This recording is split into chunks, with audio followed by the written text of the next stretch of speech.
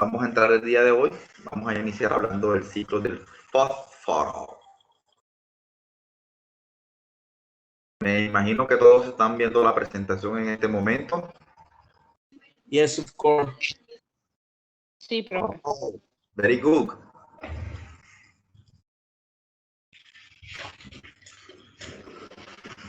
It's very good.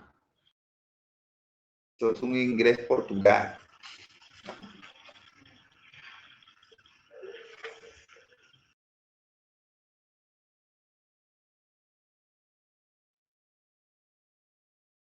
Una vez más, a toditos, gracias por estar acá. Recordarles que para mí es muy importante verlos cuando vayan a hablar. Les agradezco que enciendan la cámara cada vez que sea así. Es la oportunidad de pronto que tengo para estar cerca, para ver cómo están asimilando los conceptos y todo eso, ¿no? Entonces es muy importante que cada vez que vayan a hacer cualquier intervención que hagan, pues enciendan la cámara para poderme dirigir a ustedes. Como ya es normal, vamos a comenzar preguntando si hay alguna pregunta de la clase pasada.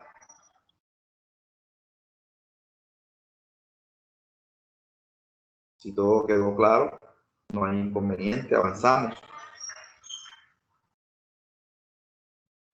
Ah, ¿cómo se llama este muchacho? José. José, que en la clase pasada no pudo transmitir su mensaje o no lo logramos escuchar. Está por ahí. Parece que por problemas de conectividad no pudo transmitir el mensaje. Está por allí.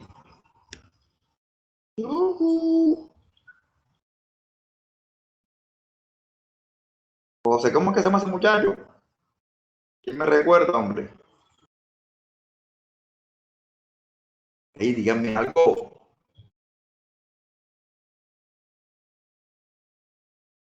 Profe, como que no está aquí.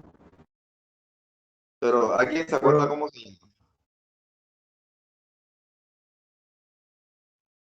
Nada, profe, no recuerdo nada. Yo creo que se llama José.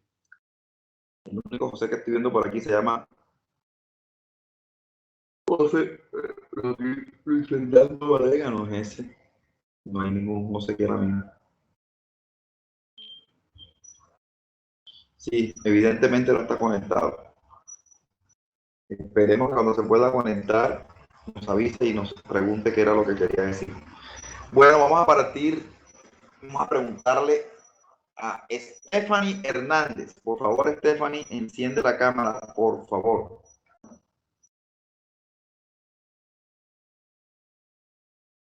Stephanie.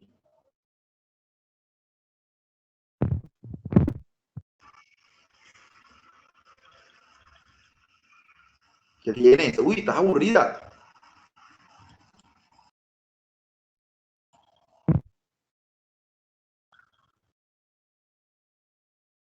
Stephanie, recuérdame que es eutroficación.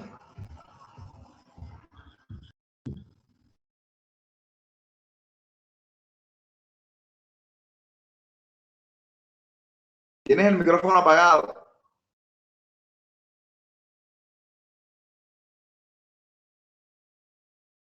Nena, tienes el micrófono apagado, por favor enciéndelo. No te estamos escuchando.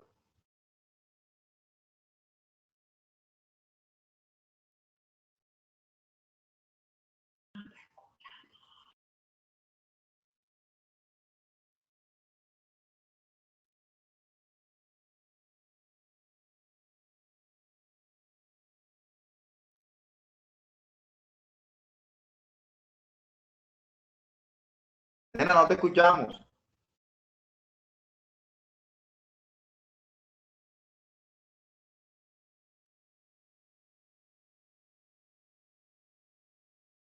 Profe, ¿puedo participar yo? Listo, enciende la cámara de una.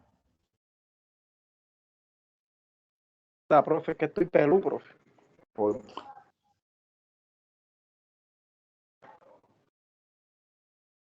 Bueno, ven ahí.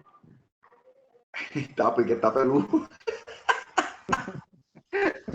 Y va a mostrar el pelo.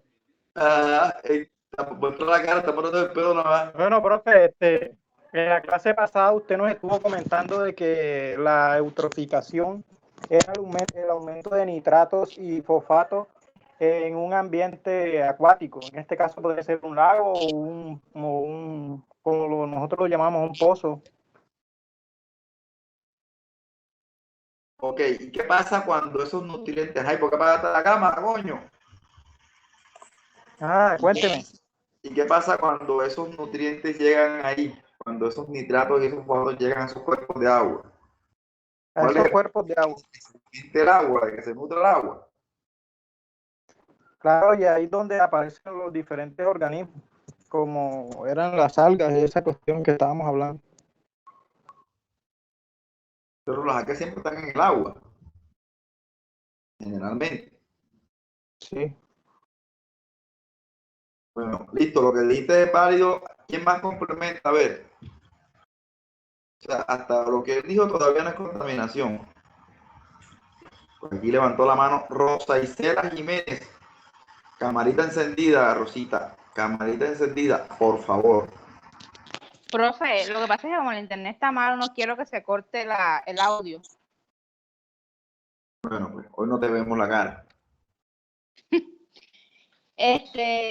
Cuando estas nutrientes llegaban a los cuerpos de agua residuales, se daba el crecimiento más rápido de todas las plantas acuáticas, o lo que también llamamos macrofitas.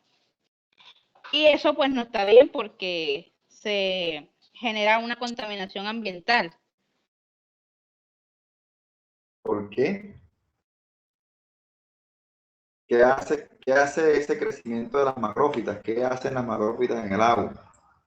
Profe, no es que absorben el líquido, el agua en este caso. En el agua no. Los Absorben el nutrientes, profe, oxígeno. los nutrientes.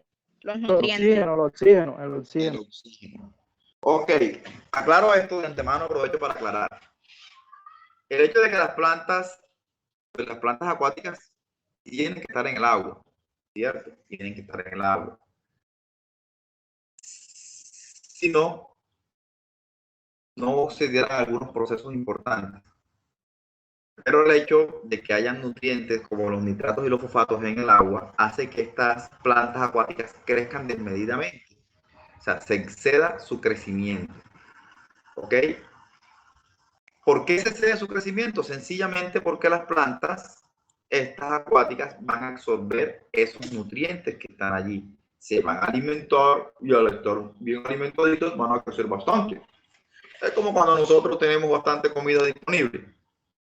¿Cierto? Cuando hay bastante comida, nos ponemos gordos. Por eso dicen el que está flaco que tiene la cuchara alta. En esencia, la analogía es válida hasta cierto punto. Porque no necesariamente la gordura es sinónimo de buena alimentación. Posiblemente este exceso de nutrientes a las plantas quizás no le es sinónimo de buena alimentación, porque estamos produciendo algo que no es correcto, un crecimiento excesivo no es correcto. Las plantas de pronto aceleran su proceso de fotosíntesis positivo, generan oxígeno mientras están creciendo, muy válido. En la hora oscura, generan dióxido de carbono y de pronto también al descomponerse, como crecen tan rápidamente, también se descomponen rápidamente, también se mueren rápidamente y para descomponerse requieren absorber los microorganismos que la van a descomponer, requieren absorber oxígeno, por un lado. Por otro lado, ellas mismas en la época oscura van a absorber en la respiración, van a absorber oxígeno. O sea que palabras más, palabras menos, este crecimiento desmedido de la vegetación, producto de la presencia de nutrientes excesivamente en el agua, va realmente a consumirse el oxígeno disuelto en la misma. ¿Quedó claro? O sea que eutroficación, sinónimo de presencia de nutrientes, pero colateralmente es sinónimo de pérdida de oxígeno disponible, de oxígeno disuelto. La idea de que haya que hacer oxígeno en el agua hace que muchas especies acuáticas mueran porque no tienen oxígeno para respirar. ¿Está claro? Ahora sí está claro.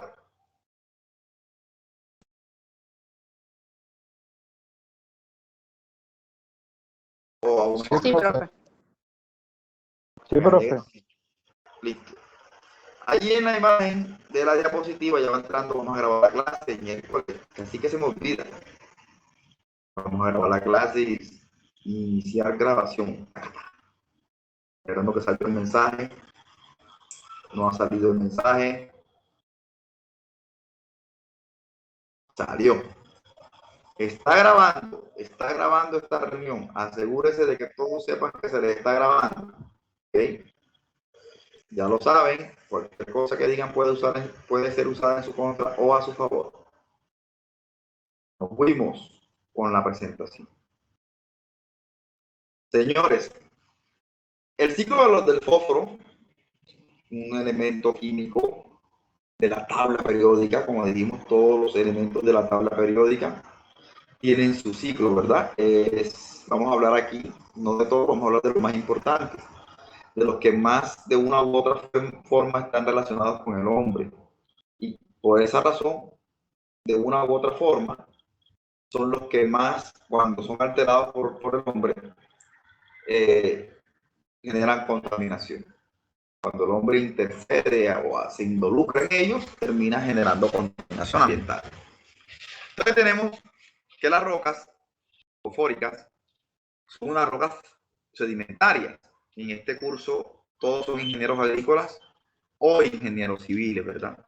Por lo tanto, todos vieron geología de una u otra forma, en uno u otro semestre. Entonces sabemos que las rocas fosfóricas, también llamadas fosforitas, son rocas sedimentarias. Y su concepto de roca sedimentaria es que son producidas a partir de la sedimentación que se da en el mar. Entonces, estas rocas fosfóricas son formadas en las profundidades marinas. Obviamente, en grandes periodos de tiempo, ¿no? Sí, se requiere un gran periodo de tiempo para que se vayan formando producto de los sedimentos. Entonces, sí, estos sedimentos son restos de fitoplancton, zooplancton, peces y sedimentos como tal, que vienen de las aguas continentales, producto de la erosión que se da en el continente o en los continentes, en la porción terrestre del planeta, ¿cierto? Se generan unas erosiones que terminan generando sedimentación y que todo esto termina en el mar. Entonces, pero básicamente lo que está demostrando esto es que los restos de los peces, otra vez el zooplancton, el fitoplancton y algunos sedimentos, terminan dando origen a estas rocas fosfóricas. Interesante la cosa, porque no es mentira lo que dicen de los peces, ¿sí? Que el que come pez, el que se alimenta de pescado, tiene fósforo. Bueno, yo solamente digo que el fósforo es un buen alimento. Pues sí, que el fósforo es indispensable para muchas funciones fisiológicas en los seres humanos. Yo no he dicho nada y aclaro enseguida que el fósforo es afrodisíaco, ¿cierto? Lo que sí está muy claro es que los peces, los pescados, son una muy buena proteína, fácilmente asimilable por los seres humanos. Y en algunas ocasiones pensamos, comemos pescado, y Dios mío, qué locura. Y parte de esas cosas son psicológicas. Parte de esos comportamientos y esa relación de la sexualidad activa con los peces es psicológica. Puede ser fácil, pero lo que sí está muy claro y demostrado es que los pescados es un alimento rico en fósforo. Y ahí está, demostrado a través de la explicación del ciclo del fósforo. Listo. Tanto el fitoplancton, bueno, aquí vamos, el fitoplancton es consumido, está dando una red trófica aquí interesante, el fitoplancton, que son los microorganismos vegetales acuáticos. El zooplancton, que son los microorganismos animales acuáticos. El zooplancton se podría comer el fitoplancton y los peces se comen el zooplancton, bueno, los que son carnívoros pequeños. porque habrán algunos que son herbívoros que se alimentan de fitoplancton, son un poquito más astutos, más inteligentes, saben que hay más energía. Entonces, estos peces también pueden morir y terminar convirtiéndose en roca fosfórica con el paso de muchísimos años. La red trófica que sigue son las aves marinas. O sea, en la red trófica continúa las aves marinas. ¿Qué hacen las aves marinas? Consumirse a los peces marinos. O sea, que si los que comemos pescado comemos fósforo, las aves marinas que solamente comen pescado tendrían más fósforo. Y yo no veo esas aves ahí siendo reproductoras excesivas o permanentemente en estado de celo. No sé, no recuerdo haber leído algún documento que diga eso. Pero bueno, sigamos nosotros con nuestro cuento. Y ese es el cuento, bueno, tocó repetirlo. Listo. Pensé que alguien había preguntado algo porque vi por aquí encendida la pantallita, pero no es nada, una falsa alarma. Ya el Guido que escribió que tiene correo nuevo, allá. Y Harold había escrito, miércoles, qué palabra tan horrible. Stephanie escribió, tengo el micrófono encendido, profesor, pero no se escuchaba en ese momento. Harold dijo que no se escuchaba también, me dio la razón. Listo, entonces decimos que esas aves marinas se alimentan bien, ¿cierto? Pero así como se alimentan, dice mi mamá, todavía dice, conforme con el mulo, defeca el culo. No sé qué querrá decir con eso. Así como comen las aves marinas fósforo, también van a defecar fósforo.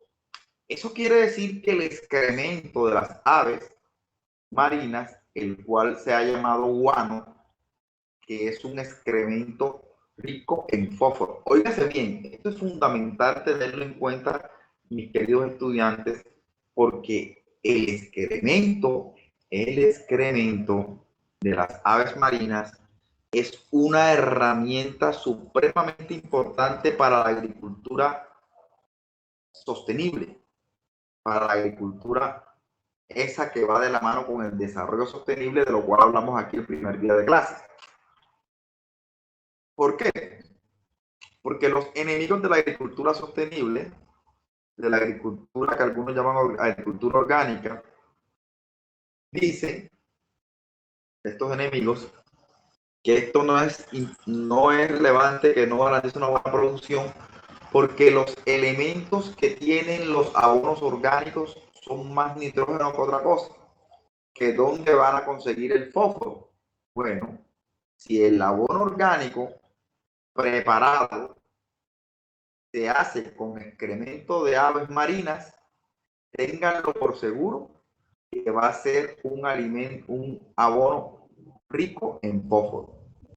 ¿Ok?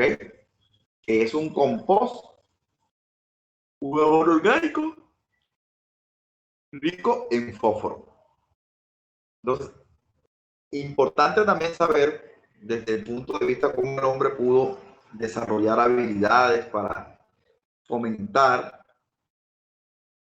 excelentes producciones desde el punto de vista orgánico y soluciones ambientales, porque es que el hecho de hacer abono orgánico es convertir un problema en una solución. El hecho de hacer un abono orgánico es convertir un residuo que iba a ser parte del relleno sanitario en un abono amigable con el ambiente y económico, que no tendrías que verte obligado a comprar fertilizantes que no manejan los mismos precios. Entonces, definitivamente, el hecho de tener la posibilidad de hacer abono orgánico es una medida muy amigable con el ambiente. Y si ese abono orgánico es de buena calidad, mejor aún. Entonces resulta que este abono orgánico en un país en la costa pacífica chilena se había convertido en una época del año donde muchas aves de todo el continente, del norte y del sur, migraban a esas costas. ¿Sí? En esa época de migración, las ciudades costeras de Chile sufrían una real emergencia ambiental. Sí, señores, porque esas aves defecando fósforo, ay papá, un fenómeno de contaminación real. Imagínense ustedes todas esas aves al mismo tiempo defecando y esa pues las carreteras, las playas fétidas, contaminadas. Entonces esta gente, siendo un poquito inteligente, y bueno, pero vamos a hacer compost con este excremento. Y hoy día son uno de las potencias en producción de compost rico en fósforo, como les dije, y el fósforo en el abono orgánico es muy escaso. Los abonos orgánicos son más ricos en nitrógeno que en otros elementos. Entonces terminaron haciendo un abono de muy buena calidad y todo eso por conocer el ciclo de bioquímico del fósforo.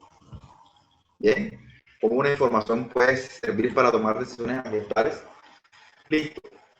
Entonces, con este excremento se hace abono no solamente en Chile, cuando ustedes lo quieran lo pueden hacer, donde haya excremento de aves marinas, pueden ustedes o cualquier persona hacer compost, un abono rico en fósforo, y este abono se proporciona al suelo para generarle o para darle fosfato al mismo. Y este fosfato es asimilado por las plantas son consumidas por los animales y entonces tanto las plantas dejan caer parte de sus tejidos como los animales también defecan. Este excremento, estos residuos de los animales y plantas pueden ir directamente al suelo otra vez como fosfato, ¿sí? Si decidimos cerrar el ciclo de materia orgánica ahí mismo en el suelo, va para los fosfatos y de repente también pueden pasar a través de escorrentías hacia las aguas continentales. Y de las aguas continentales pueden terminar nuevamente en el mar, cerrando el ciclo. Ojo con lo que les voy a decir, voy a hacer aquí un paréntesis. Nuevamente para recordar de tantas cosas que hemos hecho en estos 2 años, o tantas cosas que pudimos aprender. Sí, señor, Steven, se genera un ciclo. De hecho, estamos hablando de un ciclo mismo. Ciclo del fósforo. Entonces, este ciclo del fósforo que se genera acá espectacularmente, fíjense una partecita, restos de deyecciones y de plantas y animales que son fijados en el suelo. Vamos a hablar del tema que se volvió prioritario en estos 2 años recientes, nuevamente la pandemia. Esa pandemia que puso un pocotón de gentes a decir locuras y a hacer locuras. Entre esas locuras estaba el consumo desmedido de la ivermectina. Bueno, yo no estoy diciendo que la ivermectina no sirva para el COVID, no he dicho eso. Lo que sí tengo yo plena certeza es que antes de que el COVID existiera, la ivermectina la había estudiado, la había consultado mucho y tenía claramente definido de que la ivermectina era uno de los grandes contaminantes ambientales. ¿Por qué? Porque la ivermectina, al ser consumida o aplicada en la ganadería, terminaba haciendo parte del suelo, parte de los excrementos de los animales. Y como parte de los excrementos de los animales, llega a ser parte del suelo. Y que en el suelo es consumido por los organismos descomponedores. Y que estos organismos descomponedores podrían morirse al consumir la ivermectina. Y sin lugar a dudas, estaba documentado científicamente, técnicamente, que la ivermectina era el gran causante de la desaparición de los escarabajos en el suelo a nivel mundial. O sea, que yo no podía ver la ivermectina como ambientalista que soy con buenos ojos. No la podía ver con buenos ojos, mis queridos estudiantes. ¿Ok? No la podía ver con buenos ojos. Sin embargo, entender que si las personas, pues antes de morirse, tendrían que tomar cualquier alternativa para salvar su vida. Pero la ivermectina, usada excesivamente, podría generar ese fenómeno que hace con los escarabajos en los cuerpos de agua. Y yo creo que ya eso lo hayamos dicho en la primera clase, ¿cierto? Sí, pero ¿Cierto, Steven Canchila?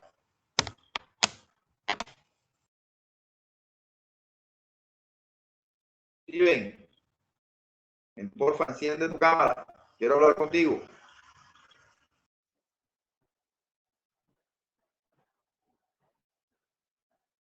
Yeah, profe.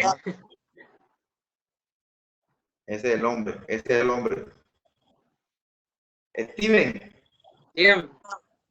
una preguntita. ¿Tú tomaste ivermectina?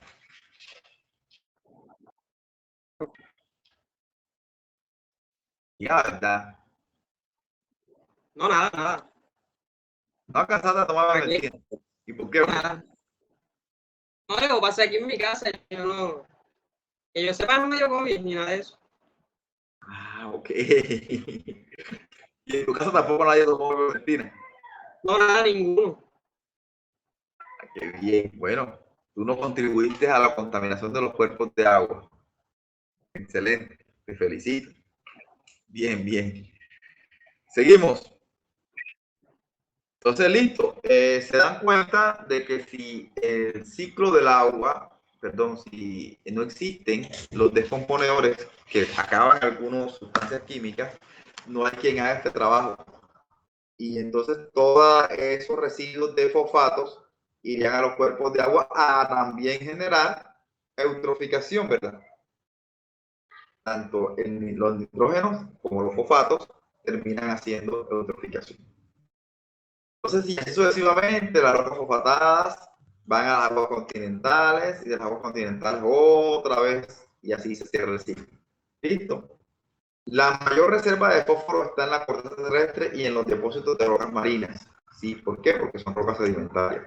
De la roca se libera fósforo y en el suelo, donde es utilizado por las plantas para realizar sus funciones vitales. Los animales obtienen fósforo al alimentarse de las plantas o de otros animales que hayan ingerido. ¿Listo? Llegamos al ciclo este espectacular del cual hemos hablado un poquito. Bastante. El ciclo del nitrógeno. Importantísimo saber que es una sustancia esencial para la vida en la Tierra, hace parte de nuestro organismo. También se dice que el 78% del aire de la atmósfera es nitrógeno, que está presente en los músculos, nervios, cabellos, tendones, piel, pues sin dudas así. Demostrado que hace parte de los aminoácidos, que estos se unen con el enlaces peptídicos, dan origen a las proteínas.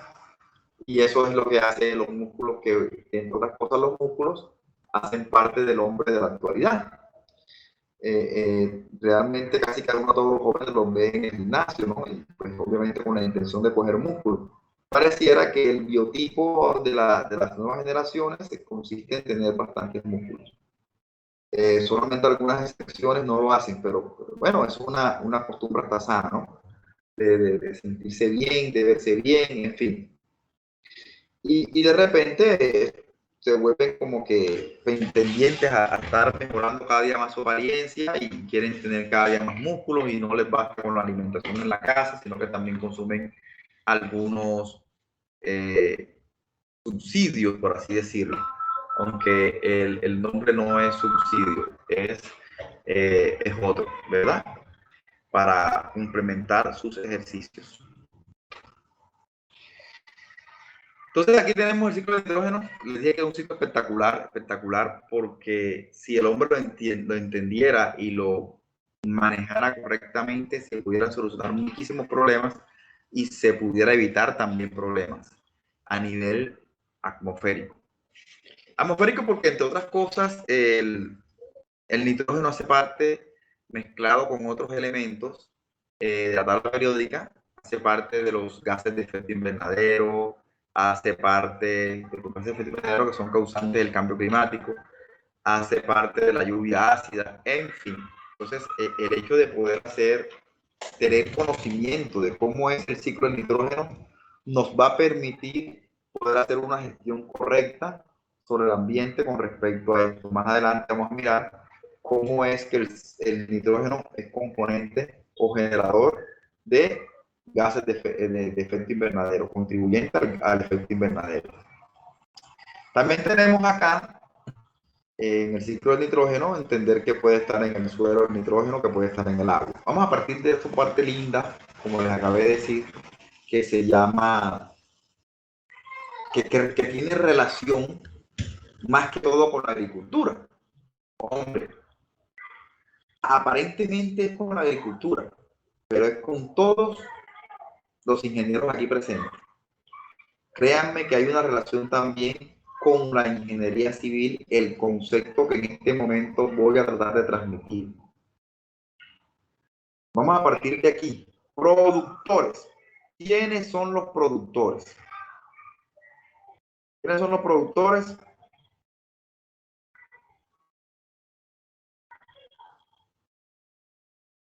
Ah, bueno, antes de continuar, aquí Olga Patricia Lozano. Enciende la cámara, Olga.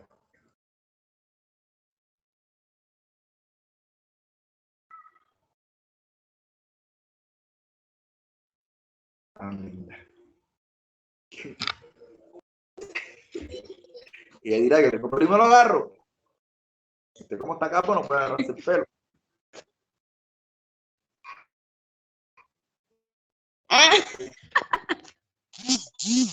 Olguita, gracias por tu pregunta, mía. Sí, profe. No te respondo enseguida. Para los que escriben en el chat, créanme que mientras yo estoy concentrado en la diapositiva no miro el chat. De pronto alguna vez se me pasa que alguien escribe y no le respondo. Por favor, cuando quieran interrumpir, sin problema, interrúmpanme hablando y yo les escucho. Porque mira, no puedo decir que en los seres humanos exista una evidencia de que la ivermectina daña algún órgano. Lo que sí te puedo decir es que todos los medicamentos tienen efectos residuales, ¿verdad? Específicamente este, que es un antiparasitario. De hecho, es un purgante. Sí. ¿Qué problema hay si consumimos purgantes excesivamente? Que los purgantes, dicen nuestros viejos, limpian el estómago. Cuando se habla de limpiar el estómago, es limpiar el estómago de todo lo que tiene, bueno o malo. La gran mayoría de microorganismos y organismos vivos que habitan en nuestro estómago son más beneficiosos que dañinos. Gracias a los microorganismos que tenemos en el estómago, podemos hacer una mejor digestión. Tan es así que hay unos yogures carísimos, que son caros. ¿Por qué? Porque tienen un alto contenido de probióticos. Así han llamado estos microorganismos que tenemos en el estómago, que nos ayudan a la digestión. El consumir excesivamente la ivermectina va a matar o a hacer evacuar de nuestro organismo todos esos organismos que existen en nuestro estómago. Desde ese punto de vista sería dañino. No precisamente para el órgano como tal, pero sí para nuestra digestión. ¿De acuerdo? Espero haber... Ok, profe, gracias. Claro que sí. Ahora, si hablamos de lo que esto evita es la replicación viral en el organismo, pues obviamente el hecho de que no exista una replicación viral, pues obviamente no solamente es la replicación viral, evitaría en cierta forma la replicación de información de una célula a otra. También podría pasar eso. Listo. Seguimos. Gracias por tu pregunta. Seguimos con nuestro ciclo del fósforo. Perdón, ahora es del nitrógeno. Perfecto. Ahí lo tenemos. Me voy a concentrar ahora en los productores. Los productores, les recuerdo a todos los que están aquí presentes, porque hay algunos que ya lo saben, pero se los voy a recordar.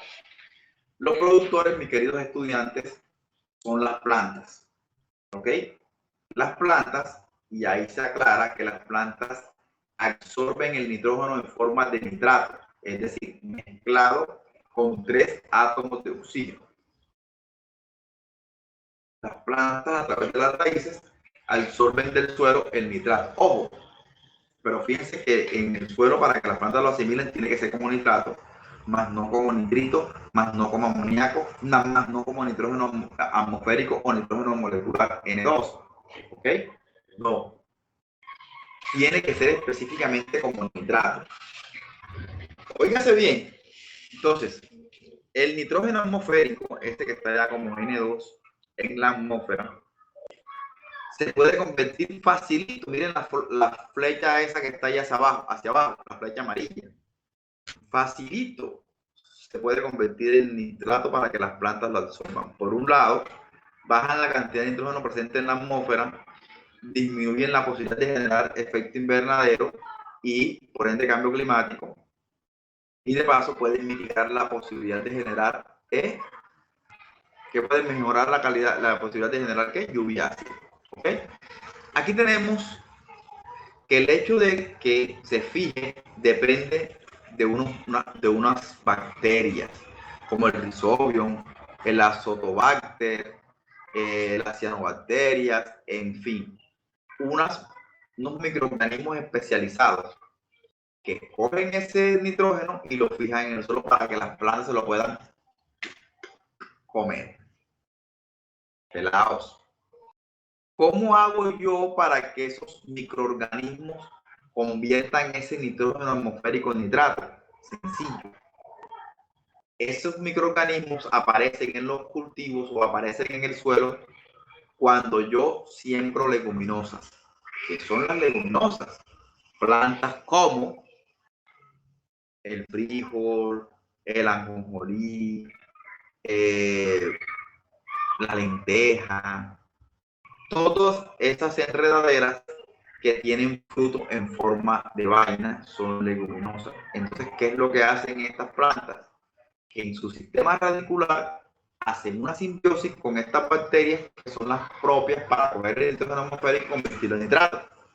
Lo que quiero decirles con esto es que si yo en un suelo siembro frijoles, siembro leguminosas de cualquier tipo, una bien destacada, por ejemplo, el matarratón, la moringa, al momento de sembrarla en el suelo, estoy fertilizando el suelo. O sea, obtengo una producción como, y en vez de que se disminuya la cantidad de nitrógeno o nitrato asimilable por las plantas en el suelo, lo estoy aumentando, pelado.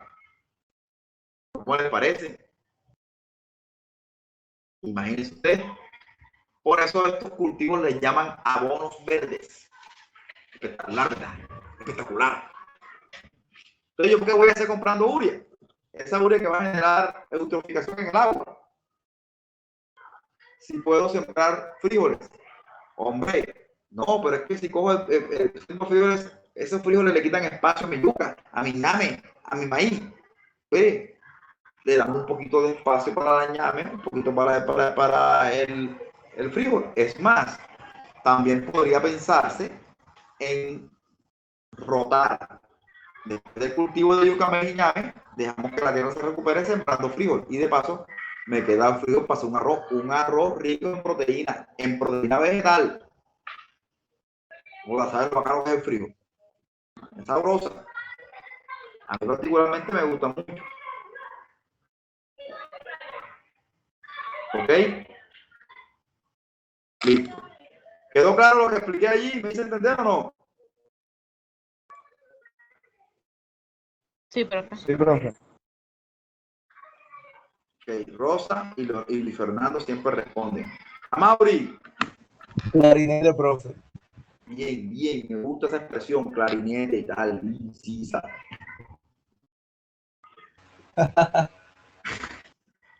Así es. Entonces, ojo que estos conceptos son muy importantes, no solamente para la agricultura, sino a nivel de un manejo ambiental global.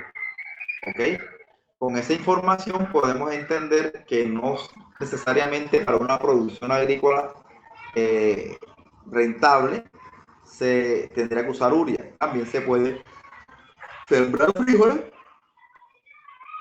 para que hagan simbiosis con estas bacterias que van a fijar nitrógeno en el suelo para que las plantas lo asimilen fácilmente. Entonces, bien, por otra parte, aquí tenemos que las plantas son consumidas por los consumidores, entre esos los seres humanos. Y los seres humanos, miren lo que pasa, excretamos. nos comemos el frijol y vamos al baño a orinar y a defecar amoníaco. Muchas ocasiones podemos decir, vamos entonces a fertilizar nuestro cultivo a través de la orina. Falso de toda falsedad, un concepto errado, una implementación, una aplicación errada del concepto. Porque lo que usted defeca en su orina, excreta en su orina, no es nitrato, es amoníaco. Y el amoníaco, ustedes se dan cuenta que aquí no hay ninguna flecha que vaya de aquí para allá. Tiene que sufrir un proceso de nitrosación y nitratación para convertirse en nitrato. Primero se convierte en nitrito a través de esta nitrosación y después en nitrato a través de la nitratación. Es decir, si yo quisiera convertir mi orina en nitrato, tendría que someterlo a un proceso de fermentación con bacterias especializadas, llamadas nitrosomas y nitrobacter, que van a coger los fermentos, como cuando se fermenta el vino, y después que lo fermente, pues ya podría decir que sí tengo un nitrato, que puedo coger ese orín ya después de fermentado y aplicárselo a las plantas. Pero sí que orinándomelo directamente, la puedo terminar matando. ¿Qué era lo que les decía? Precisamente dentro de esas plantas que hacen esa simbiosis con las bacterias, que llamamos leguminosas, tenemos la moringa. ¿Sí se acuerdan del cuento de la moringa? A ver, ¿se acuerdan o se acuerdan del cuento de la moringa?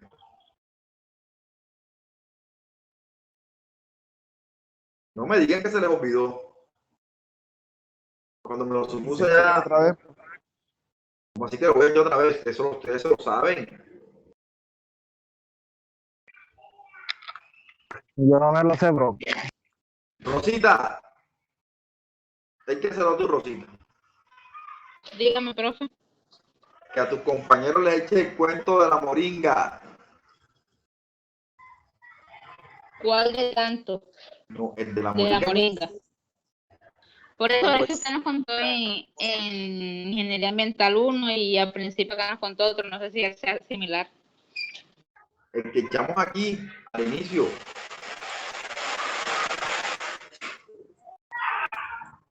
Ay, Dios mío. Ve, yo me acuerdo del otro de que cuando estaba consumiéndola en su casa en plena pandemia. Ah, Entonces, es el mismo entonces. eso lo dijimos aquí, hombre, eso no lo dijimos allá. Claro que sí, cuando hizo la práctica en su Bueno, casa. pero ¿cuál es? ¿De qué pasó? ¿De qué se trata? A ver. Pues de que ustedes tenían en su patio, entre tantas matas que tiene allá, plantas que tiene allá, tenía la moringa.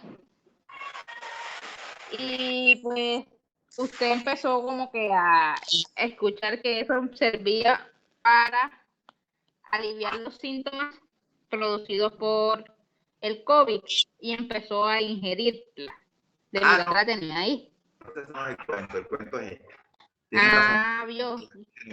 El cuento acá es diferente. El cuento es que pusimos a secar la moringa y se me olvidó.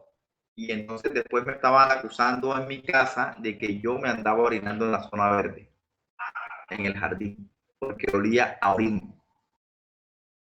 Ah, ese también lo he hecho acá para el principio, bro, por eso le dije que habían dos. Y que olía a orín, precisamente olía a amoníaco, porque precisamente lo que se había dado era un proceso donde el nitrato o el nitrógeno haciendo parte de las hojas esas, mezclarse con el hidrógeno, terminó generando amoníaco. Ese mismo proceso se da tanto después que la consumimos, como también se da a nivel del ambiente. Y como consecuencia termina siendo amoníaco. O sea, que los productores, como el caso de la moringa, que es una planta, también va a excretar amoníaco. O Tal cual. ¿Y por qué excreta amoníaco esa planta, señores? Sencillamente porque es rica en aminoácidos.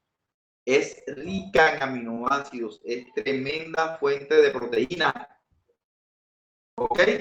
Entonces, es simplemente ese olor hacía parte del ciclo del nitrógeno.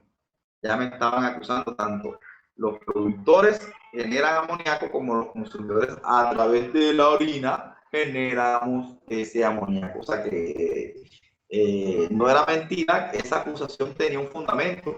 Lo que estoy excretando es igual a lo que excreta la orina. Genial. Listo. Entonces, claro que en algunas ocasiones se puede fijar el nitrógeno atmosférico a través de una fijación industrial, ¿verdad? Y ya esto es la parte humana, que convierte ese nitrato en urea. Y fíjense que tiene que pasar con la urea, que una parte de ese nitrato ese nitrógeno termina siendo amoníaco y otra parte nitrato. Es decir, que la urea en un 100% no es nitrato. Hay una parte que es amoníaco y esa parte, por eso es que a la urea no se le puede echar al cultivo muy cerca a la planta porque lo puede terminar quemando. Al igual que la orina, no se le puede echar a las plantas directamente porque lo puede terminar quemando. ¿Sí me hice entender?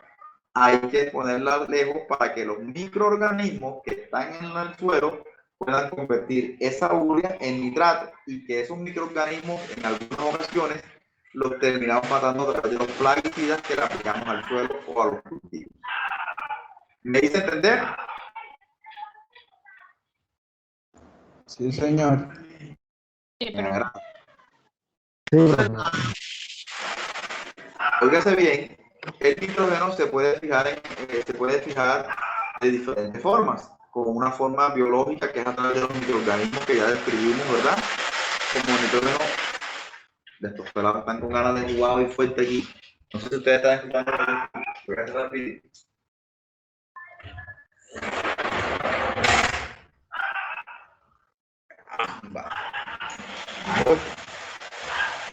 Vaya que suena duro. Ya cerré el vídeo, pero siguieron. Está bien.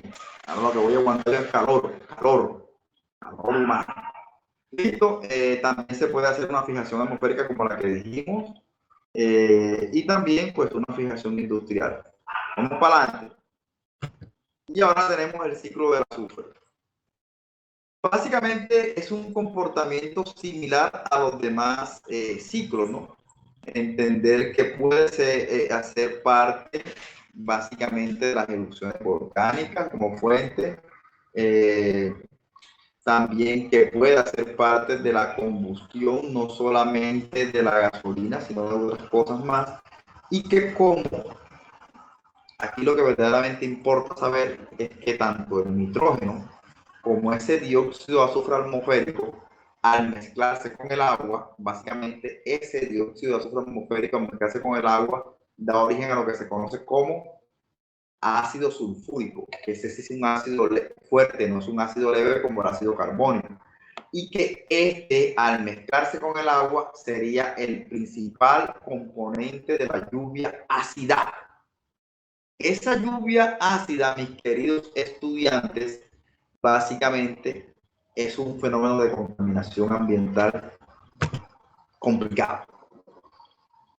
Si no reflexionemos sobre esa imagen, que aquí en la foto de la izquierda tenía 2 siglos y que todavía se conservaba, ¿no?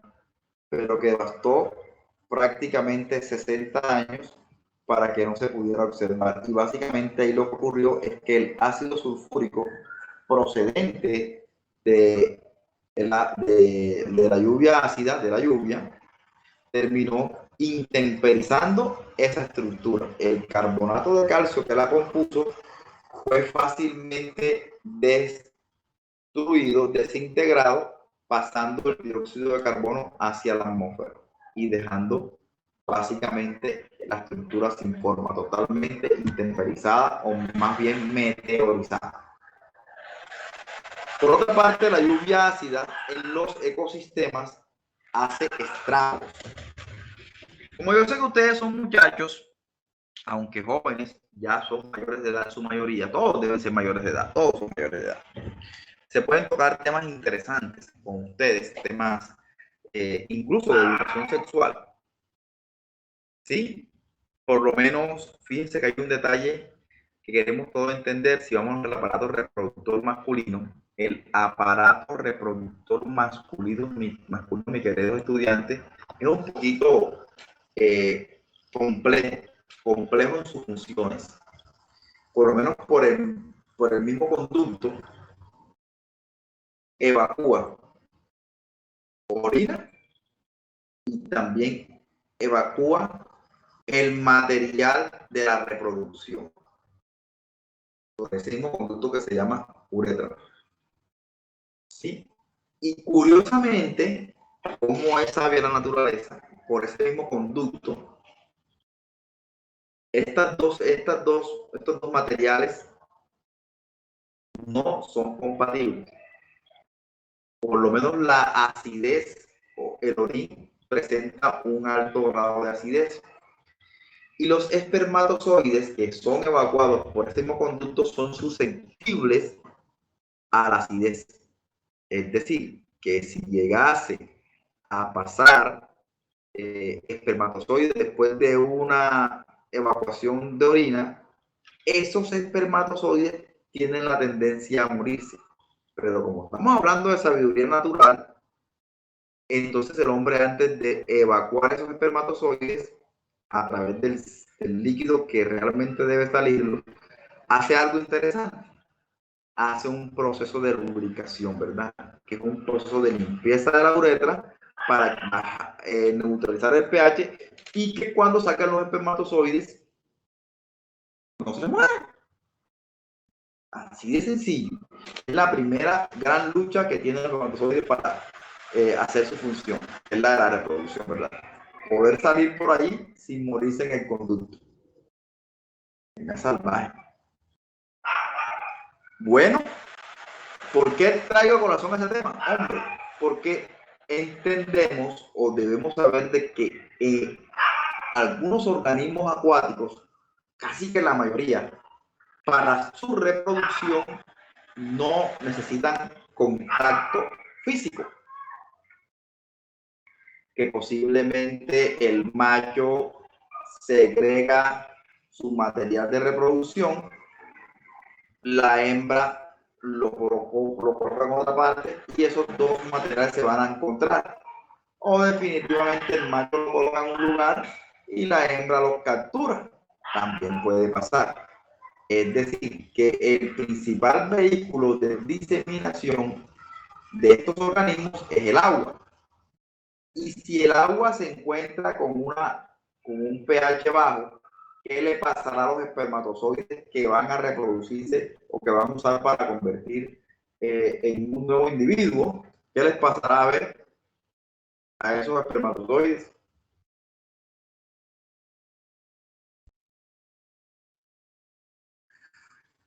En un cuerpo de agua que se contaminó con lluvia ácida.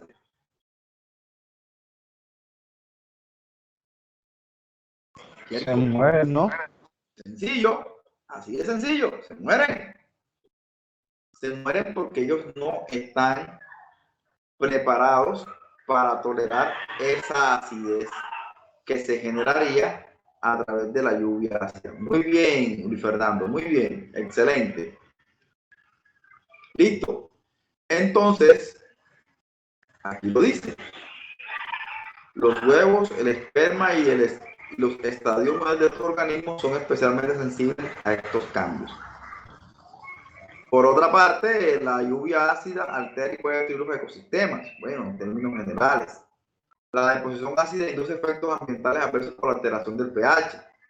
El pH de un ambiente es crítico de los efectos que tiene sobre el funcionamiento de todas las enzimas, hormonas y algunas proteínas del cuerpo de los seres vivos que viven en un ambiente. Pues ni hablar de lo que le pudiera pasar a la piel por exponerse a una acidez, ¿verdad? De pronto perder la dermis y algunas otras partes de la piel. Altas concentraciones de dióxido de azufre y dióxido de nitrógeno provocan dificultades respiratorias y efectos adversos sobre los árboles y los cultivos. Es decir, el hecho de que exista demasiado nitrógeno en la atmósfera y demasiado dióxido de azufre en la atmósfera también va a afectar los cultivos. Y ojo con esto, aquí tenemos un concepto nuevamente para recordar. Dice, la lluvia ácida hace que el aluminio y los metales pesados sean lixiviados del suelo con el agua de percolación. A ver quién me recuerda. No, yo lo escojo. Yo mismo lo voy a escoger. Y me tiene que responder. Vamos a coger a Luis French. Luis French, no es French, es French. Luis French, sienta la cámara. Como te vayas, no te coloco la asistencia. Vaya, porque estaba aquí. Ah, Dios mío, ¿qué? Hombre, la verdad estaba acostado. Ya va. Claro, bueno, por eso es que usted por pedirle que encienda la cámara para ver que se despierte. No, pero mi amigo está diciendo que estaba acostado, más no dormido. ¿Sí o no? No, hombre, nada. Deja y prendo esto ya. Ahora sí.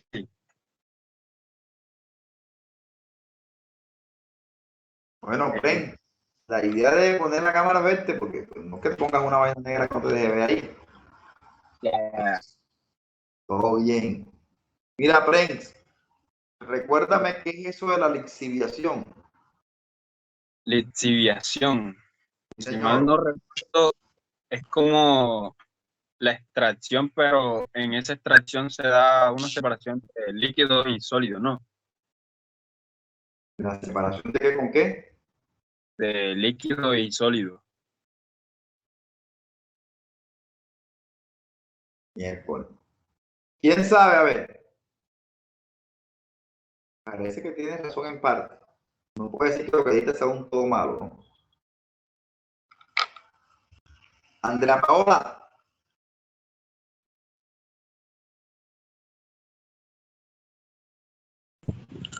Diga, profe. ¿qué es eso de la lixiviación?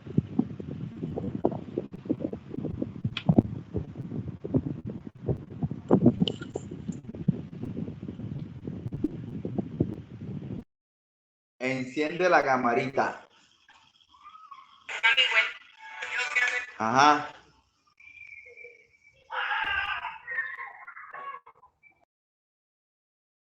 Profe, Paola. aquí estoy. Que de ese término no me recuerdo muy bien la definición. La cámara encendida. ¿Cómo que no? ¿Tú eres la misma que estabas allá ahora rato conmigo en clase de 2 a 4? La misma, profe. Llevo pero 2 días en clase. Te vas a terminar hablando como yo.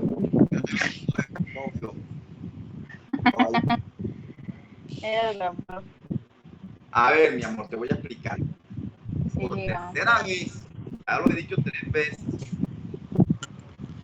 Andreita, resulta Diga. que en el ciclo del agua se dan 3 fenómenos. Uno se llama infiltración, otro se llama percolación y el otro se llama lixiviación.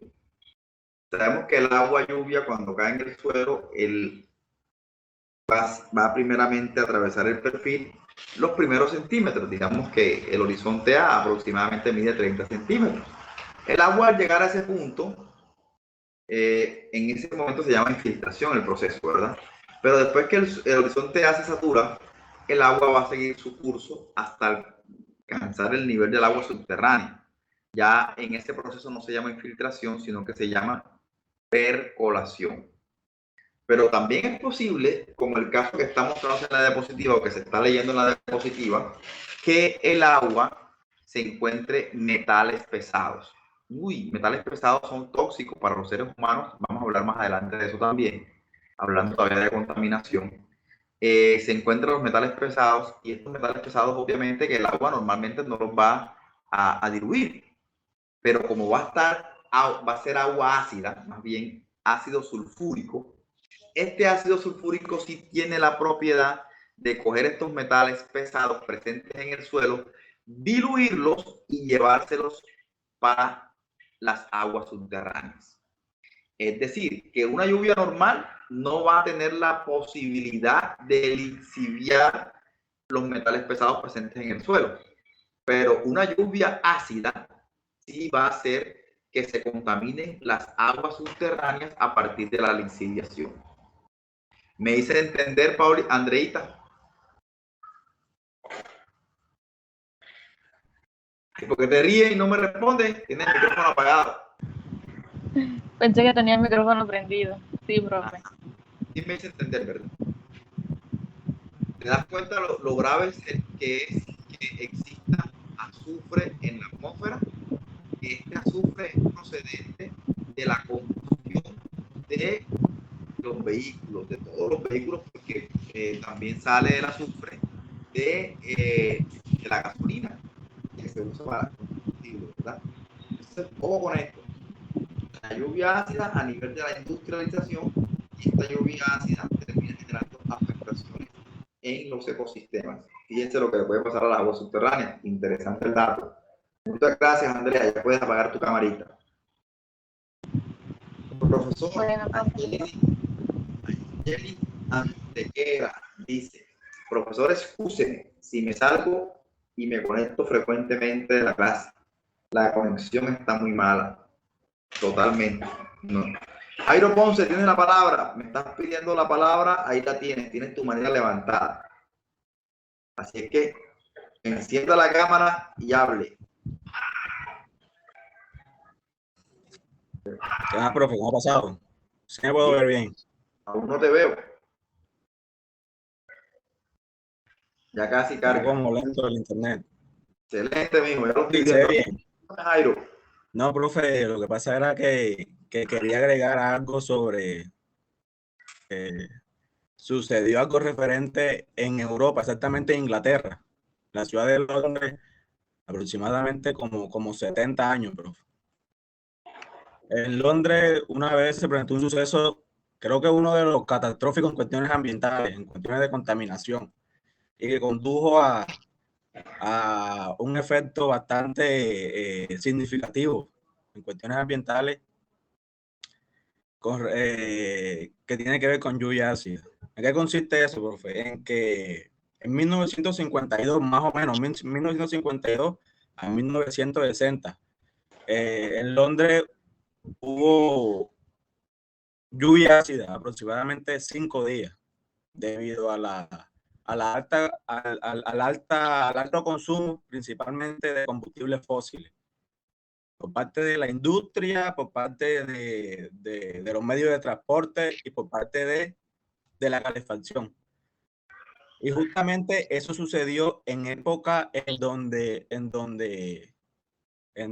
época de invierno.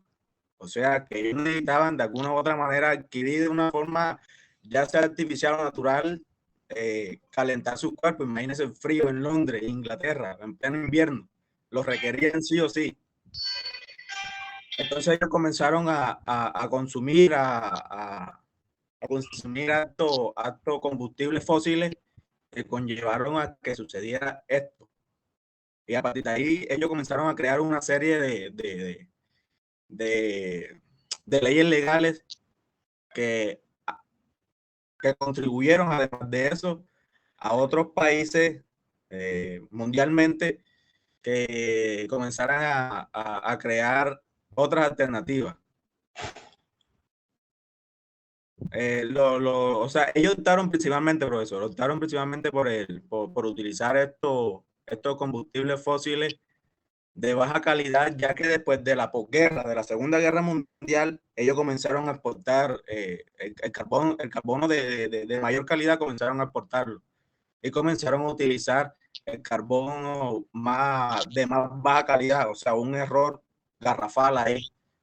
Entonces eso condujo a que durara aproximadamente, ¿cómo será, profe? La alta contaminación de ahí en ese tiempo, que las personas no podían ver el oscurecido que estaba el ambiente debido a la alta contaminación. O sea, eso es una vaina impresionante, profesor. Eso yo lo estoy viendo una vez en un documental creo que fue en History. Un documental en History que comenzaron a hablar de todo eso y que en serio eso era algo como apocalíptico. Pero interesante, y ahorita se me vino a la mente ya que está hablando de eso. Entonces, pues yo creería que a partir de ahí la humanidad de alguna u otra manera se concientizó de, bueno, los ambientalistas más que todo en expandir la idea de cómo utilizar o de qué manera utilizar algunos elementos, ya sean pesados como el azufre, el carbono, de una mejor manera, y a partir de ahí comenzaron a realizarse de manera mundial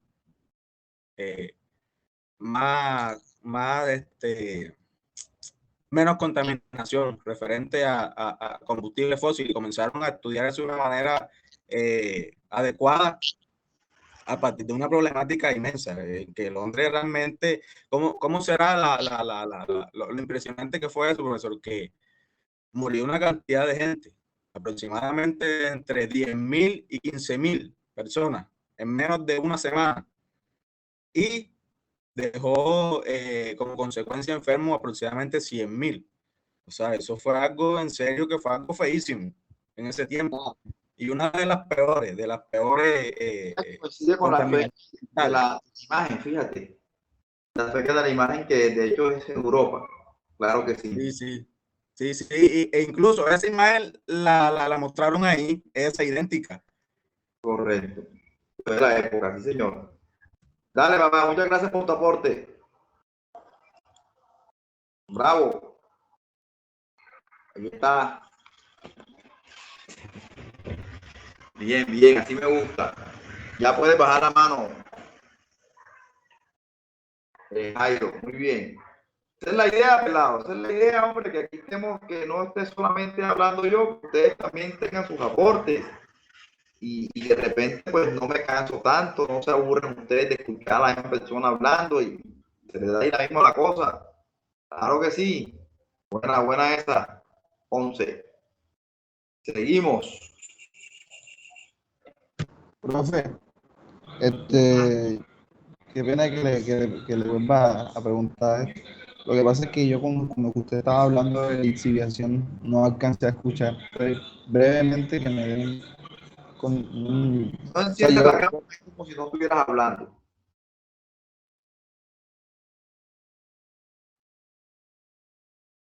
Ahora sí, profe.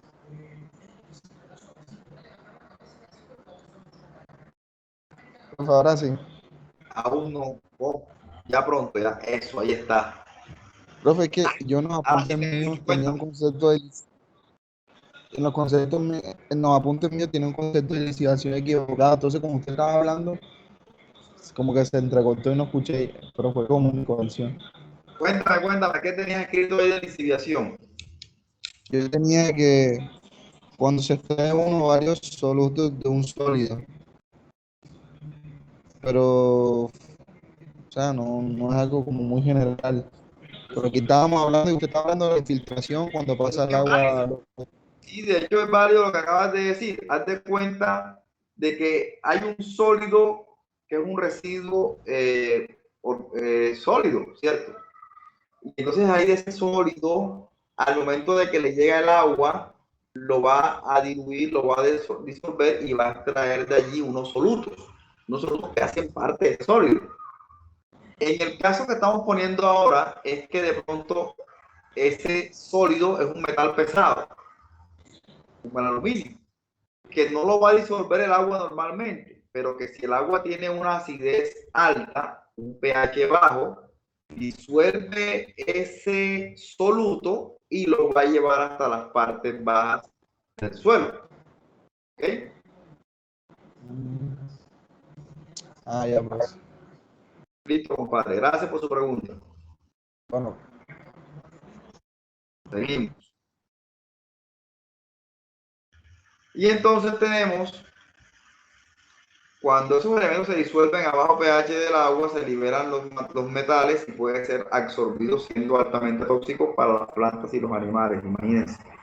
Entonces ya las plantas pueden absorber con B esos metales que ahí están en el suelo normalmente y quizás inactivos, pero cuando entra la acidez en el suelo, a ellos los puede hacer que sean absorbidos por las plantas. Y por último tenemos la imagen, la descripción de la imagen.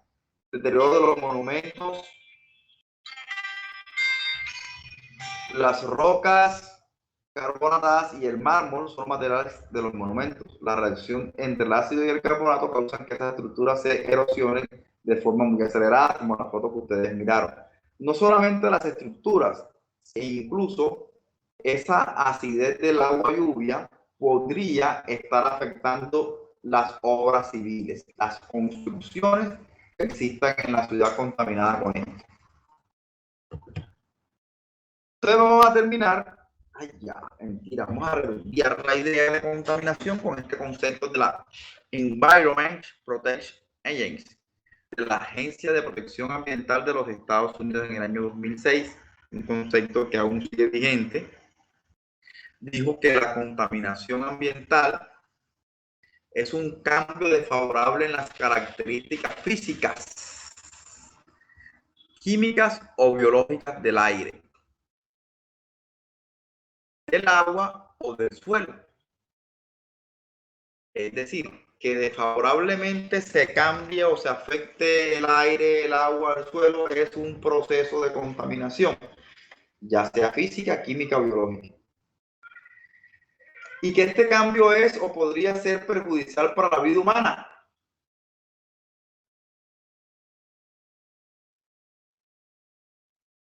¿Ok?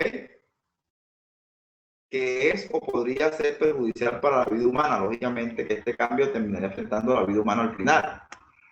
Les decía hoy a mis estudiantes en la clase de Ingeniería del Ambiente, donde tuvimos un debate sano y amigable de conocimientos, de intercambio de saberes, que nosotros los seres humanos cuidamos el planeta por sentido común, que si se afecta el agua, el aire, el suelo, la fauna, la flora, al final nos terminamos destruyendo nosotros mismos porque no podemos vivir sin estos elementos. Por eso los ambientalistas lo que somos es unos preservadores de la vida humana, porque si se destruyen todos estos elementos, al final terminaremos nosotros destruyéndonos. Desaparecemos nosotros, pero terminarán apareciendo otra fauna, otra flora, se mejoraría el aire, el agua siempre va a estar, sino que ya se va a descontaminar, y así sucesivamente con el suelo pasaría. ¿Ok? O sea que realmente aquí el problema de que se destruya el planeta es que nos vamos a destruir nosotros mismos. También esta contaminación se asociaría el concepto de aquellas especies deseables para nuestros procesos industriales, que van a abastecernos a nosotros, para nuestras condiciones de vivienda o para nuestros recursos culturales. Óigase bien, fíjense que ya aquí estamos hablando de preservar la cultura. Entonces, este cuento que ahorita les voy a echar, podría, algunos de ustedes ya lo pudo haber escuchado. Voy a tratar de irme al grano concretamente a lo que se requiere con el tema de la cultura. Y es entender qué es cultura y entender y aprender a respetar la cultura de los pueblos. Yo en el año 2013 visité por primera vez, por cierto, invitado como conferencista, a un evento en el Perú. Por cierto, un evento de ingeniería civil. Tuve el honor, la dicha de ser seleccionado para participar en ese evento. Y les comento que en el 2015 volví a ser conferencista en ese evento, pero ya en otra ciudad. Un evento que realizan anualmente los estudiantes del programa de ingeniería civil, parece que a nivel por lo menos de América. ¿Sí? Se llama ANEI. Bueno, ANEI me invitó en varias ocasiones a ser conferencista, ¿no? Ya en Colombia me invitaron a Manizales, y después en Perú tuve la oportunidad de ir a Huancayo, en la sierra peruana, y Chiclayo, en la costa peruana. Ellos tienen marcados sus 3 regiones, su sierra, su costa y su selva. Así como nosotros tenemos que la costa, los llanos, la Orinoquía, en fin, la selva amazónica. Nosotros tenemos nuestras 5 regiones geográficas, ellos tienen sus 3 y bien orgullosos nada más de sus 3, qué locura. Bueno, ya va uno a la sierra y ve unas cuestiones culturales interesantes para mirar. Esa gente trabaja todo el día. Y así como se la pasan trabajando, se la pasan comiendo. Sí, porque los restaurantes están abiertos hasta tarde. Casi un día a semana están abiertos 2 de la mañana y lleno de gente comiendo. Madre, es bien para comer. Y están comiendo y están pensando que van a comer después. Desayunamos tal cosa y vamos a almorzar tal cosa. Son una locura. Viven en toda la comida y por eso hablan de que la comida peruana es de las mejores del mundo. Por algunos dicen que es la mejor gastronomía del mundo. Y yo digo que si la peruana es la mejor comida del mundo, definitivamente la colombiana está muy cerca de hacerlo, porque la comida colombiana es exquisita. ¿En qué se diferencia de la comida peruana? Que los peruanos son más autóctonos, que ellos son más defensores de su cultura, que es nuestro problema. Por eso es que de pronto comprender qué tan importante es la cultura para un pueblo hace parte de crear mecanismos de desarrollo enseguida, de sentirme orgulloso de dónde soy, de dónde yo vivo, de valorar mi cultura. Depende de muchos procesos de desarrollo económico. Fíjense, tengo el ejemplo. Estos manes comprendieron, y es que la cultura está relacionada con el medio ambiente, totalmente. ¿Por qué la comida peruana es lo que es? Igualito a la colombiana, por una pequeña diferencia.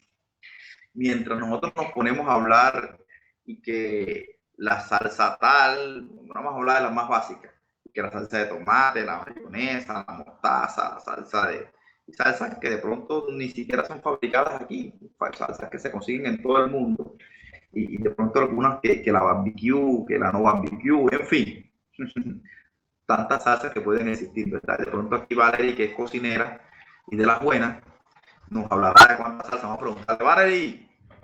Vamos a darle a Valerie por aquí. Prende la cámara. No me dejes que te escuche porque me tengo que... Dígame, pero... La cámara. Sí. Ya voy. Si no prende la cámara, no voy a comer allá.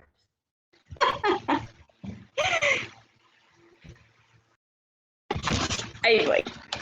Te voy a decir, te va a servir mucho, ¿viste? Por cierto, tampoco voy a María José, porque no te escucha. Ah, Valerie, eres otra sin trailer. Valerie, ¿qué salsa usas en el trailer? Pues nosotros utilizamos varias. Nosotros mismos hacemos la salsa tártara.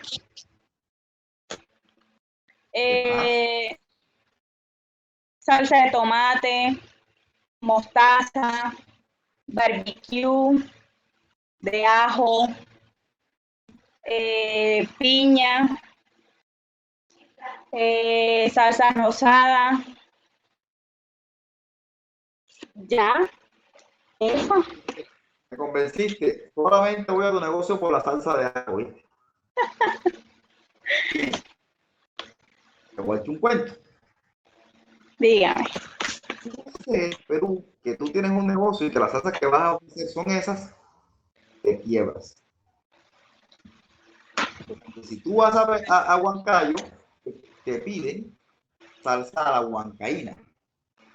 ¿Qué es una salsa a la huancaína? O perdón, el pollo, el cerdo, lo que te vayas a comer es sazonado con una salsa a la una salsa típica de la región, que preparan con las hierbas, las especies típicas de esa región.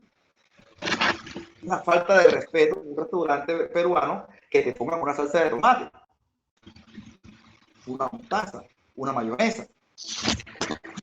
estos preparan sus propias salsas de acuerdo a la región donde estés. ¿Y qué garantizan con eso? Generalmente esas plantas son endémicas de ese lugar. Que la comida peruana solamente se come en Perú. Es decir, tú quieres hacer un pollo a la brasa, de hecho el pollo a la brasa es típico de Perú, pero no queda igual. Porque el detalle más bacano de la comida peruana es que lo vas a hacer a la brasa, pero se toman el trabajo hasta de seleccionar la leña. No Claro. leña. La leña que ellos usan es de una planta aromática. Por ejemplo, usan muchísimo el eucalipto. Ay, Dios mío, no hace agua a la boca de recordar esa vaina.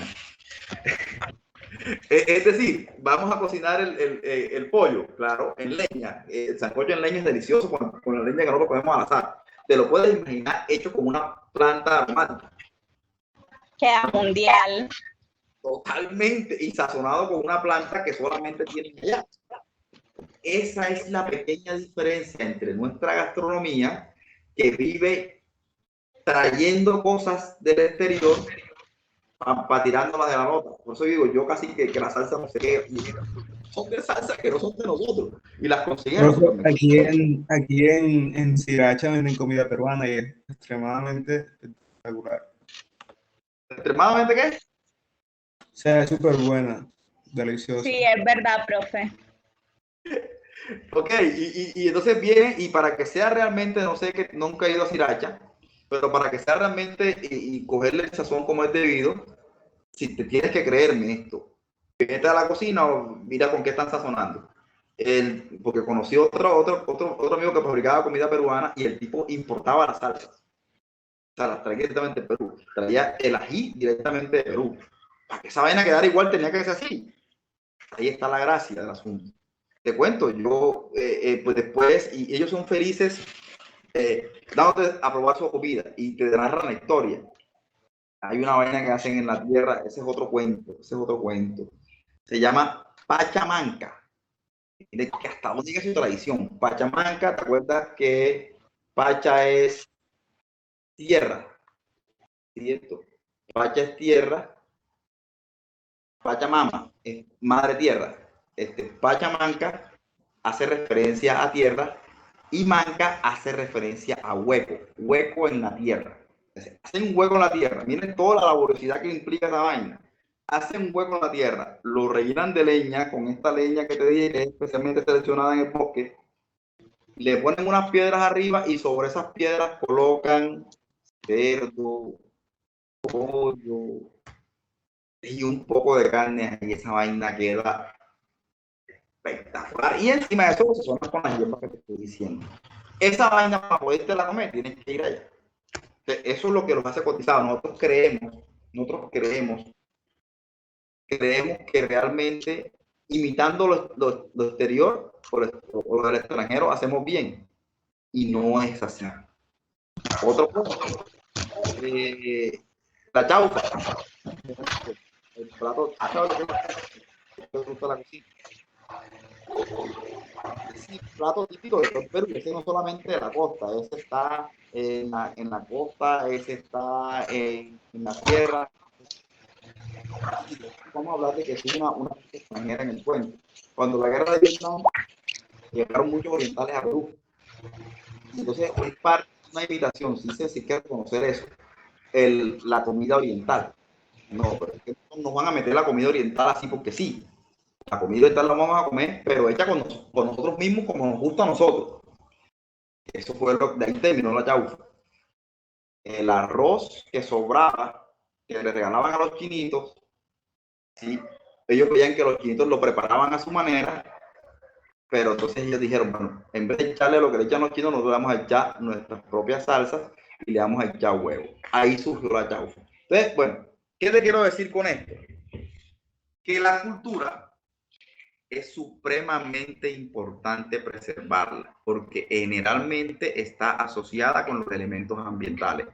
Aquí sale una especie que solamente nace allí, que se termina convirtiendo en un sazonador de su comida, y de ahí surgen unos desarrollos. Si de repente hay alguna actividad antrópica que termine acabando las plantas que sazonan, eso es un fenómeno de contaminación. no solamente biológico, sino que es una contaminación cultural, porque terminaste afectando la cultura de un pueblo. Si de repente hay alguna obra de ingeniería que afecte la cultura de un pueblo, está asociado con contaminación ambiental también, para todos esta reflexión, ¿verdad? Entonces, cuando les decía que llegué a Perú no solamente a consumir la comida, porque es lo que no se le va a olvidar a uno nunca cuando vas a tierra, porque ellos te ponen a comer, si ya puedes apagar la cámara, claro que sí, te ponen a comer todo lo que ellos hacen, son felices dándotelo para que tú lo pruebes y comentes y que piensas y está bien, sí, qué bueno. Pero cuando esa gente come mote de queso hecho en Cincelejo, es una vaina del otro mundo. Qué buena tan rica. Y si te das cuenta, lo que se le echa al mote de queso es lo que se hace aquí mismo, ¿o no? Se le echa suero, se le echa queso fabricado aquí mismo. A algunas ocasiones le echan berenjena. Claro, cada familia tiene su tradición, por lo menos donde yo vivía en Cincelejo antes de venirme de estar acá en Corozal, la señora donde yo vivía, no, ella hacía un mote de queso al cual no le echaban ni suero, sino que solamente lo hacía con ñame y le echaba ñame, el queso al final, le exprimía limón y ya lo dejaban así sin suero. Ve lo que se vendía, ¿vale? No. Yo sabía que ellos hacían allá mote de queso, yo cogía y me perdía para otro lado porque Steven tiene razón, quedaba clarito. Tienes razón, quedaba... Profe, el queso también es muy utilizado. Yo lo probaba hasta con chicharrón, profe. Perfecto. ¿Verdad? Que me tan sabroso. Pero está hablando comida que hace hambre. Total, y hasta ahora comemos de queso, qué locura. Pero hay algo real en el mote de queso, por eso yo quise que cuando ellos vinieron a Colombia, las personas que me llevaron a Perú, que después yo los invité acá, quería que probaran el mote de queso, porque sabía que los iba a dejar con la boca abierta. Yo, de que soy yo esta espina me la saco. Claro, porque es que para que ustedes sepan, el ñame solamente nace en la costa, y es en la costa colombiana. Difícilmente vas a encontrar ñame en Perú, difícilmente vas a encontrar ñame en Bogotá. Yuca sí, pero ñame no. Cuando esos manes comieron esa vaina y se quedó tan sabrosa, y ellos no se imaginaron, en su cabeza no les cabe nunca que esa vaina podían hacerla allá porque ya no hace ñame. ¿Me hago entender? Eso es lo que nosotros tenemos que pensar, en amar nuestra cultura, porque precisamente eso es nuestra esencia y que de ahí tiene que salir realmente nuestra fortaleza económica. Por eso es que la cultura se debe preservar, se debe conservar, se debe cuidar y no dejarse contaminar. Un daño hacia un factor cultural es un daño ambiental. No sé si con eso me hice entender, vale la pena de pronto la pausa. En esencia el mensaje es ese, ¿ya? ¿Por qué el hecho de que se dañe la cultura es contaminación? Porque está relacionado lo ecológico, lo social y lo económico. Y pues lo social y lo cultural hace parte de lo social. Y esto está todo allí relacionado. La preservación de la cultura. Generalmente cuando hay una contaminación ambiental, ya sea biológica o económica, hay una afectación en la cultura también. El día que dejemos de sembrar ñame, el día que dejemos de comer mote de queso, nos fregamos. De las cosas por las que me quedé sin se le voy por el mote de queso. Y yo invento mis cosas. Si bien es cierto, dice... Y un mote de guandú, profe. Ay, Dios, cállate, con queso también. Ay, chicharrón, ay. Mira, yo hago mote de queso. Es el que le echo orégano. Le echo una rama y se la saco. Pero esa vaina queda mejor.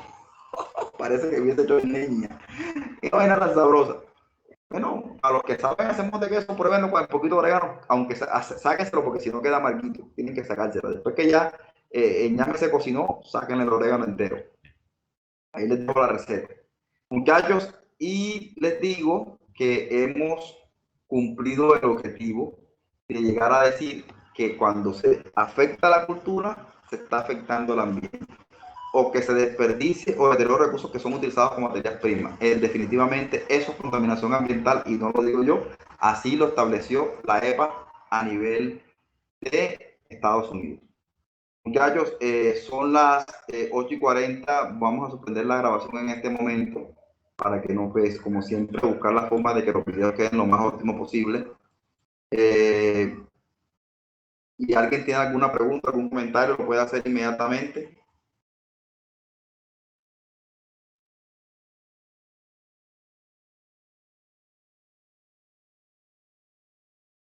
Todo claro, profe. Excelente. Listo, pelado. A comemos de queso con orégano. Voy a agregar aquí. Todo claro, profe, con el mismo Profe, una Díganme, pregunta. Rosa. ¿Qué? ¿Usted, las diapositivas o algún documento con respecto a todo lo que hemos visto de ciclo bioquímico? Listo, apenas terminemos la diapositiva, se las hago llegar acá mismo. Tratemos de que todos al final El tengan chat de WhatsApp, ¿no, profe? Ah, ok, perfecto. bueno, al chat, cuando ustedes quieran. ¿Por qué nos complicamos la vida? Cuando sea necesario, apenas terminemos esto, me dicen, profe, mándalo a WhatsApp, que yo no la quiero en el chat. Mándenme al correo, que la quiero en el correo. Cuando ustedes quieran, yo voy a pelear por eso. Listo, profe. Gracias, profe, gracias. Dale, pues entonces voy a seguir aquí agregando los que llegaron después, a ver si los agrego en la lista y vamos a ver. Ya se lo escribo, espera un momentico, profe. Estoy buscando. Yo acá escribí el de, al principio era dos nada más, era Carlos Alberto Benavides y era Luis Valega. Entonces después habló Víctor, vamos a escribir a Víctor. No, profe, espera, yo también. Listo, yo espero, no se preocupe. Voy aquí agregando uno por uno.